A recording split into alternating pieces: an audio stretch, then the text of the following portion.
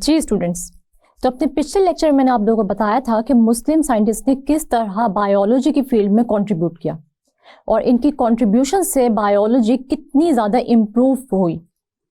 इसके अलावा हमने इन मुस्लिम साइंटिस्ट की कुछ बुक्स के बारे में भी स्टडी किया था जो कि उन्होंने डिफरेंट एनिमल्स और प्लांट्स के बारे में लिखी थी।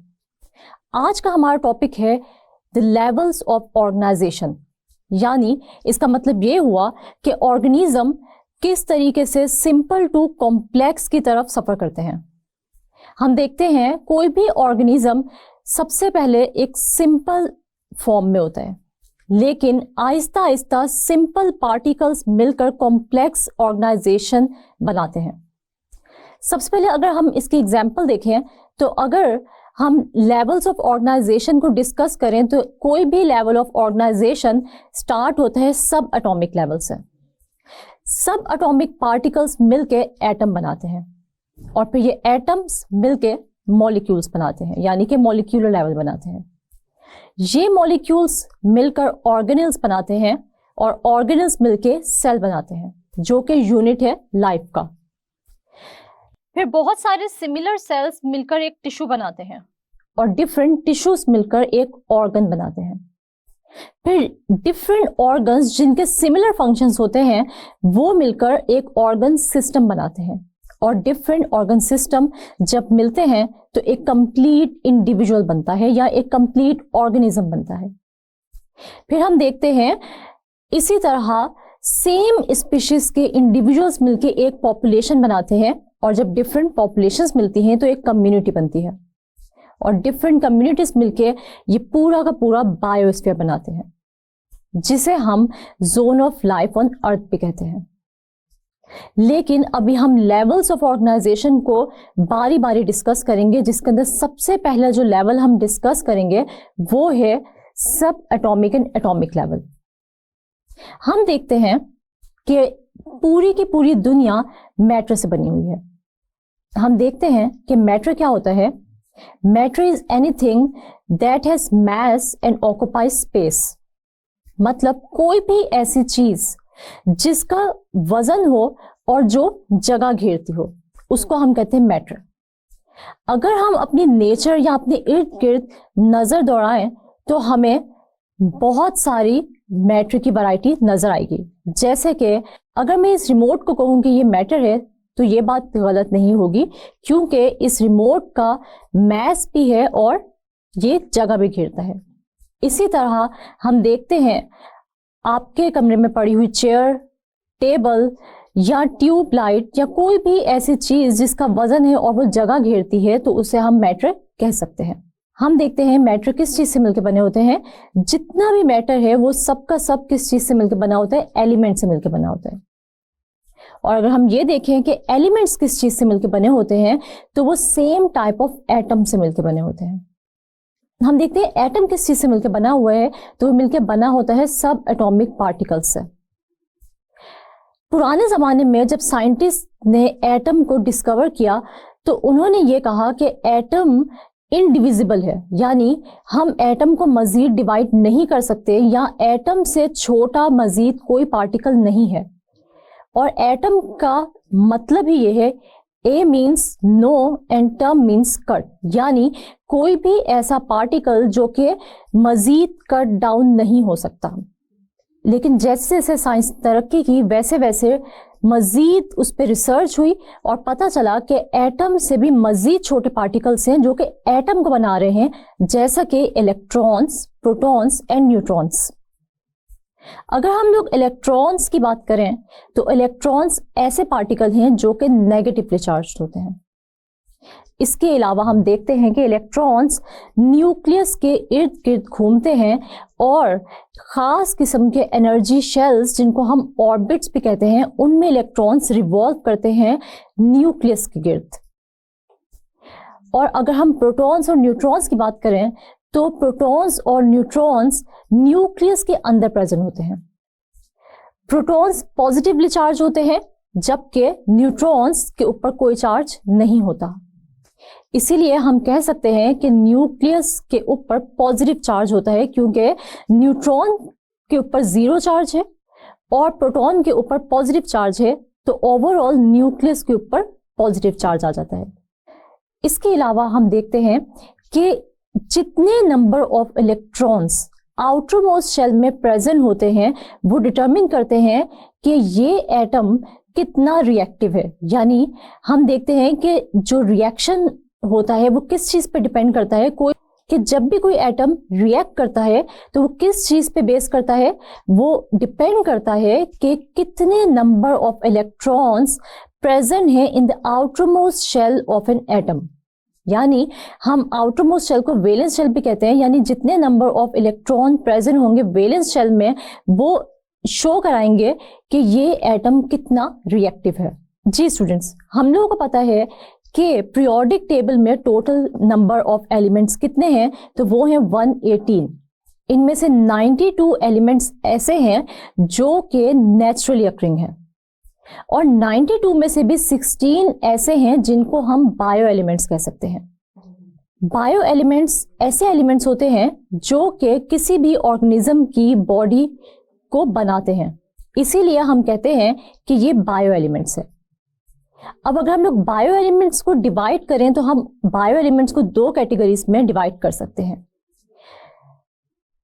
इन 16 बायो एलिमेंट्स में से 6 बायो एलिमेंट्स ऐसे हैं जिनको हम नाम देते हैं मेजर बायो एलिमेंट्स का, और बाकी 10 ऐसे बायो एलिमेंट्स हैं जिनको हम कहते हैं माइनर या फिर ट्रेस बायो एलिमेंट्स।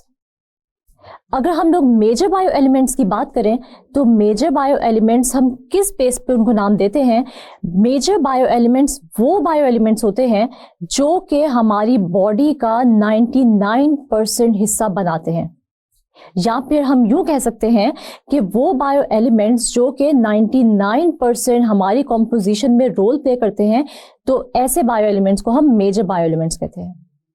और बाकी 1% बायो एलिमेंट्स वो बायो एलिमेंट्स हैं जो कि ट्रेस या माइनर बायो एलिमेंट्स कहलाते हैं, क्योंकि ये हमारी बॉडी का सिर्फ 1% हिस्सा बनाते हैं। अब अगर हम लोग देखें कि मेजर बायो एलिमेंट्स में कौन से बायो एलिमेंट्स शामिल हैं और माइनर बायो एलिमेंट्स में कौन से बायो एलिमेंट्स शामिल हैं, तो हम ये टेबल देख लेते हैं। मेजर बायो एलिमेंट्स में जो सबसे पहले हम देखने जा रहे हैं वो है ऑक्सीजन। ऑक्सीजन हमारी बॉडी का 65% हिस्सा बनाती है। उसके बाद जो सेकंड नंबर पे बायो एलिमेंट आता है वो है carbon. Carbon makes up 18% of our body. उसके बाद हाइड्रोजन जो कि हमारी बॉडी के अंदर 10% कंट्रीब्यूशन दे रहा है। Then comes the number nitrogen. फिर हम देखते हैं नाइट्रोजन हमारी बॉडी का 3% हिस्सा बना रहा है। उसके बाद कैल्शियम हमारी बॉडी का 2% हिस्सा बना रहा है, और फिर फॉस्फोरस आता है जो कि हमारी बॉडी का सिर्फ 1% हिस्सा बना रहा है। अब हम देखते हैं कि माइनर बायो एलिमेंट्स में कौन से बायो एलिमेंट्स इंक्लूड हैं, तो इनमें इंक्लूड हैं potassium, sulphur, chlorine, sodium, magnesium, manganese, iron, copper, iodine and zinc. ये हमारी बॉडी का 1% हिस्सा बना रहे हैं। जी स्टूडेंट्स, अभी हमने पढ़ा सब एटॉमिक एंड एटॉमिक लेवल। अगला जो लेवल हम लोग पढ़ने जा रहे हैं वो है मॉलिक्यूलर लेवल। हम देखते हैं कि बायो एलिमेंट्स अगर तो स्टेबल हैं तो वो किसी भी और एलिमेंट के साथ रिएक्ट नहीं करेंगे, और उस बायो एलिमेंट को हम मॉलिक्यूल का नाम देंगे।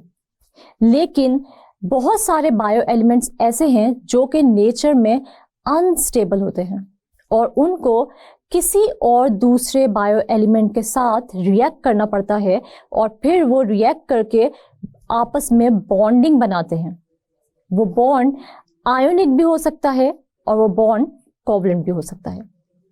आयोनिक बॉन्ड वो होता है जो कि दो ऑपोजिटली चार्ज एटम्स के दरमियान बनता है, और कोवलेंट बॉन्ड वो बॉन्ड होता है जो कि शेयरिंग ऑफ इलेक्ट्रॉन से बनता है। हम देखते हैं जब भी अनस्टेबल बायो एलिमेंट्स एक दूसरे के सामने आएंगे तो वो आपस में रिएक्ट करेंगे, और रिएक्ट करने के बाद ये आयोनिक या कोवलेंट बॉन्ड बनाएंगे, और इस बॉन्डिंग के नतीजे में जो चीज बनेगी उसे हम लोग क्या कहेंगे? बायोमॉलिक्यूल या मॉलिक्यूल।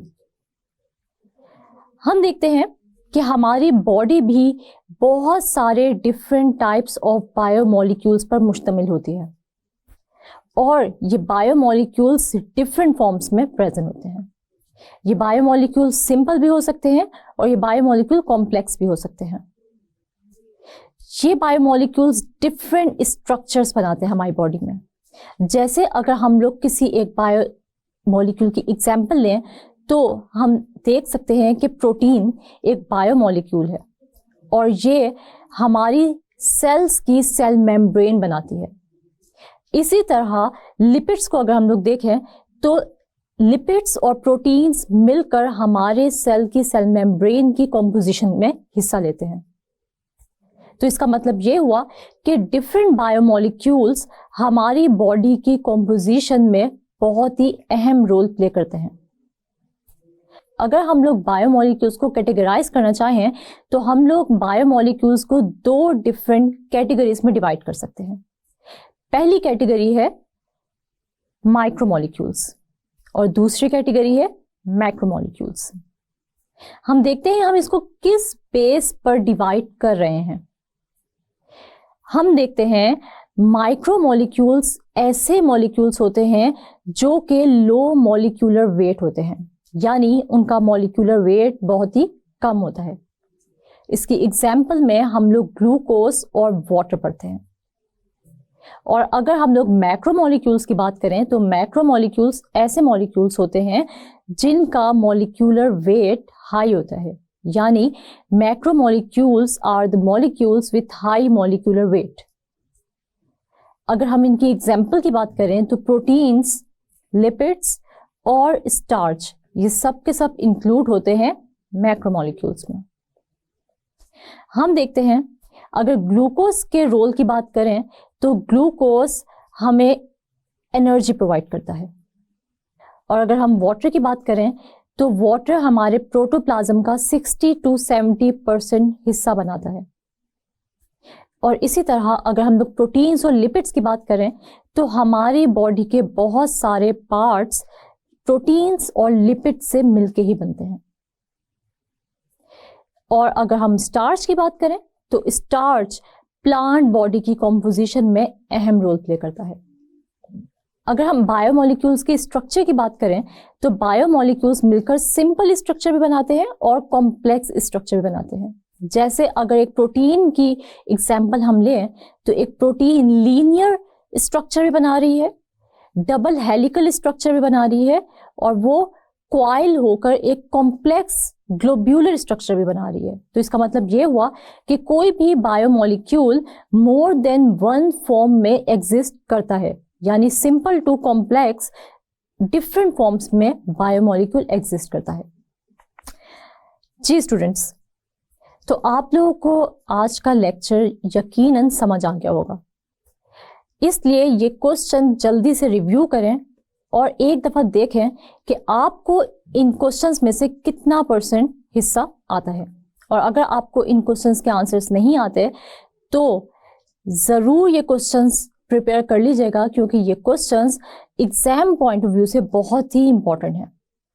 मैं आपसे कुछ छोटे छोटे से क्वेश्चंस करूंगी, आप लोग देखिएगा कि क्या उसका आंसर आप लोग को आता है या नहीं आता।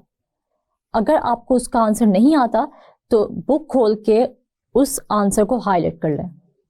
सबसे पहले जो हमारे पास क्वेश्चन है वो क्या है, नेम सब एटॉमिक पार्टिकल्स ऑफ एटम, यानी एटम किन सब एटॉमिक पार्टिकल से मिलकर बना हुआ है। तो बहुत ही आसान है इसका आंसर, आपने सिर्फ नेम लिखने हैं।